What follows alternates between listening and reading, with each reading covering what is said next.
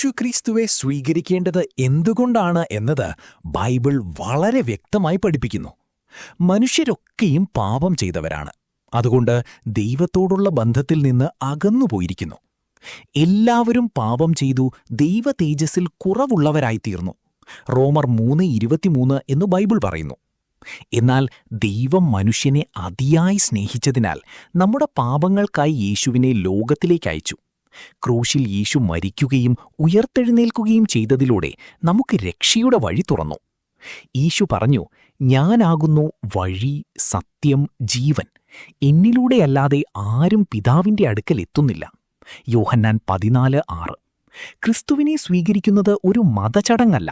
അത് ദൈവത്തോടുള്ള പുതിയ ജീവിതത്തിന്റെ ആരംഭമാണ്. യേശുവിൽ വിശ്വസിക്കുന്നവർക്ക് പാപമോചനം, സമാധാനം, പ്രത്യാശ, നിത്യജീവൻ എന്നിവ ലഭിക്കുന്നു. അവനെ കൈക്കൊണ്ട ഏവർക്കും, അവന്റെ നാമത്തിൽ വിശ്വസിക്കുന്നവർക്കും ദൈവമക്കളാകുവാൻ അവൻ അധികാരം കൊടുത്തു. യോഹന്നാൻ 1:12.